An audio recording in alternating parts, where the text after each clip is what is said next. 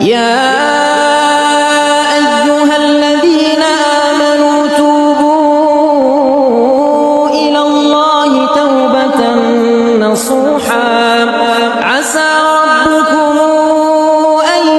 يكفر عنكم سيئاتكم ويدخلكم